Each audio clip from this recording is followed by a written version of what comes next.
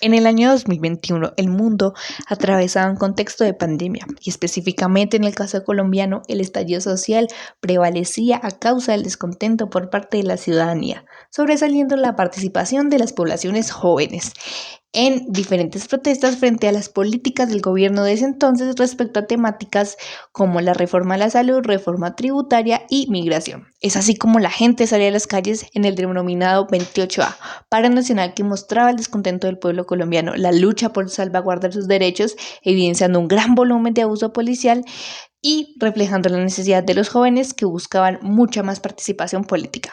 Respecto a la situación política del momento, en el país se estaban llevando a cabo las precandidaturas para la presidencia que tendrían lugar en el año 2022. Por eso en Colombia empezó una dinámica de política diferente a la de años anteriores, dando paso al surgimiento de las coaliciones políticas, que estas se caracterizan por ser una alianza entre dos o más partidos o movimientos políticos que comparten propuestas para gobernar un país. Las coaliciones se realizan para postular a un candidato presidencial único que compita en las elecciones. En el país se conformaron tres coaliciones. Por un lado, el Pacto Histórico se dirigió a los partidos y movimientos políticos de izquierda y centroizquierda con el favoritismo de Gustavo Petro en representación de su propio partido, Colombia Humana y la Unión Patriótica.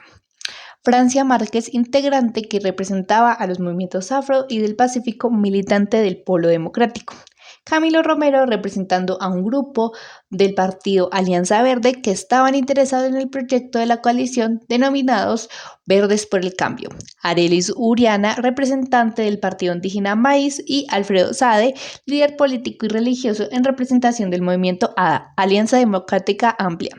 Asimismo, se estableció la coalición Centro Esperanza. Dicha coalición acogió a los partidos y movimientos de centro y centro izquierda.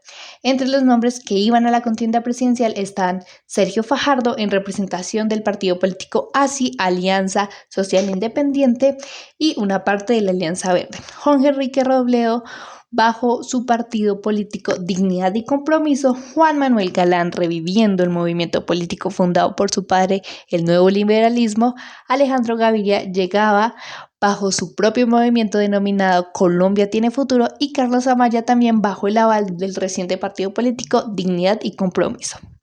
Por otro lado, la derecha y la centroderecha, con Alejandro Char representando su propio movimiento País de Oportunidades, Enrique Peñalosa con el aval del partido de la U, Federico Gutiérrez con su movimiento Creemos Colombia, David Barguil en representación del Partido Conservador y Aidé Lizarazo bajo la representación del partido Mira, además de figuras como Juan Carlos Echeverry, Dilian Francisca Toro, se unieron para crear y apoyar Equipo por Colombia, donde también se esperaba la participación de Óscar Iván Zuluaga como representante del Centro Democrático.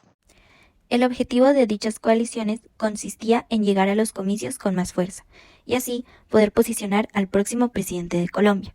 Posterior a la formación de estas, se convocaría a los colombianos en las urnas del 13 de marzo del 2022 para las elecciones legislativas de presidencia y elecciones interpartidistas donde la ciudadanía escogería a un único candidato de cada coalición política y aquellos que ocuparían las curules en el Senado y la Cámara de Representantes.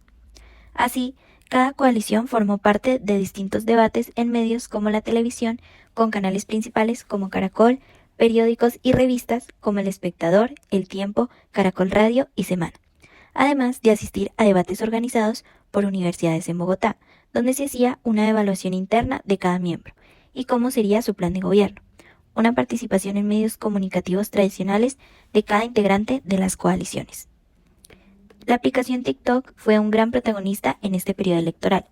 Sirvió como medio de acercamiento para más de un candidato presidencial, en donde estos mostraban sus propuestas, aliados, apoyos y se unían a las famosas tendencias que estuvieran de moda en la aplicación en ese momento, para así llamar la atención de más votantes.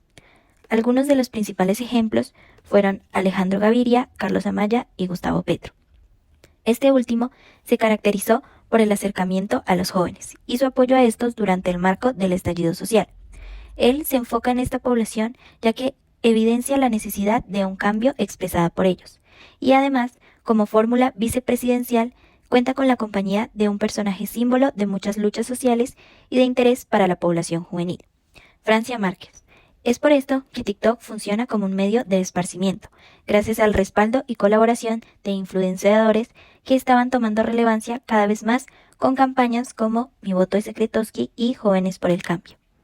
Por otro lado, Rodolfo Hernández, candidato que llega a la primera vuelta presidencial oficial, también se vio muy activo a través de las redes, debido a su campaña adelantada por estos medios donde se encuentran una gran cantidad de votantes. Este siempre se mostró negado a participar en los diferentes debates presidenciales y eventos masivos, enfocándose en su plan en redes sociales. Fue un candidato que se mostraba como una persona irreverente y sin pelos en la lengua, transmitiendo siempre la idea de ser un candidato independiente sin maquinarias detrás. Sin embargo, Rodolfo Hernández se ha visto envuelto en polémicas a lo largo de su carrera profesional y durante su carrera política, como lo es la famosa cachetada al concejal en Bucaramanga y la guaracha del Inge, como los internautas lo adoptaron. Estas son algunas de las varias maneras en que también aprovechó las redes durante su campaña. Después de las votaciones, se definieron los candidatos de las consultas que iban a participar en las elecciones presidenciales del 29 de mayo. En el pacto histórico, como ganador, estaba Gustavo Petro, con más de 3,8 millones de votos. En segundo lugar, se posicionó Fico Gutiérrez, del Equipo por Colombia, con más de 1,8 millones de votos. En la coalición Centro Esperanza se eligió como ganador a Sergio Fajardo, con más de 620.000 votos. Al juntar el total de votos por coaliciones, los resultados fueron los siguientes. Pacto Histórico logró más de 4,8 millones de votos totales. Equipo por Colombia logró más de 3,3 millones de votos y Centro Esperanza logró casi 2 millones de votos.